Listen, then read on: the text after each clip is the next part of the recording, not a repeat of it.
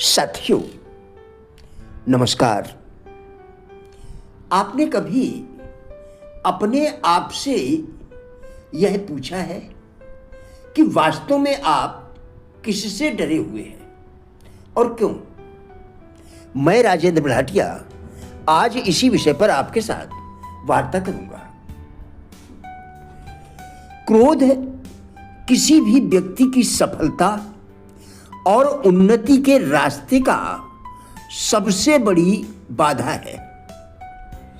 यह जीवन कितना लंबा है, इसे किस किस रास्तों से गुजरना है, यह कोई नहीं जानता। ऐसे में वही लोग सफल होते हैं जो आत्मसंयम खोए बिना हर ऊंचे नीचे रास्तों की चढ़ानों को पार करते, टेढ़े मेढ़े रास्तों की चुभन सहते बढ़ते चले जाते हैं।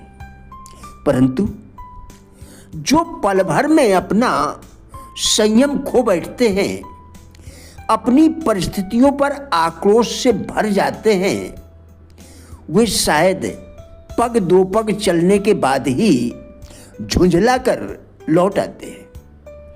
और इस प्रकार से पल भर का क्रोध उनके संपूर्ण जीवन को निगल जाता है। मानसिक शक्ति का प्रयोग, मानसिक शक्ति को प्रयोग के रूप में देखने के लिए खुद से प्रश्न करो। जानिए क्यों? जिन वस्तुओं को तुम पाना चाहते हो, इसके लिए आपको विश्वास करना होगा कि तुम उन वस्तुओं को प्राप्त कर लोगे और वे आपको अवश्य ही मिलेंगी। हम में से अधिकतर का व्यवहार पराजयवादी है।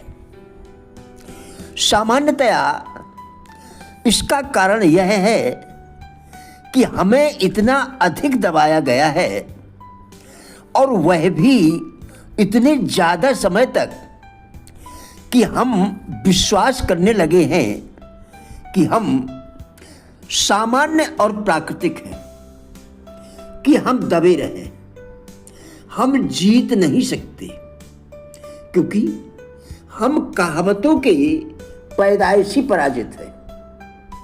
विश्वास करें, हम सभी रईस हैं। विश्वास करें कि हम सभी रईस पैदा हुए हैं। रईस इसलिए है क्योंकि हम अद्भुत बुद्धि के साथ पैदा हुए हैं। हम में से प्रत्येक के पास आदर्श और क्रियाशील 180 खरब अर्थात 18 बिलियन दिमागी कोशिकाएं अर्थात ब्रेन सेल्स है। वे केवल निर्देश पूछती हैं। अपनी बुद्धि का प्रयोग करने के लिए हमें उन्हें केवल यह बताना है कि हम कहां जाना चाहते हैं। यदि हम वास्तव में यह जानते हैं कि हमें क्या चाहिए, तो हमारी बुद्धि हम जहां पर हैं उस स्थान से हमें वहां ले जाएगी जहां हम होना चाहते हैं। हम सभी को सीखने के लिए हजारों अनुभव करने पड़ते हैं, जैसे चलना सीखना, दौड़ना सीखना, बोलना सीखना आदि। हम प्रयास करते रहें क्योंकि हमने दूसरों को सफल होते हुए देखा है। तुम कुछ भी कर सकते हो यदि तुम उसे संपूर्ण हृदय से करो।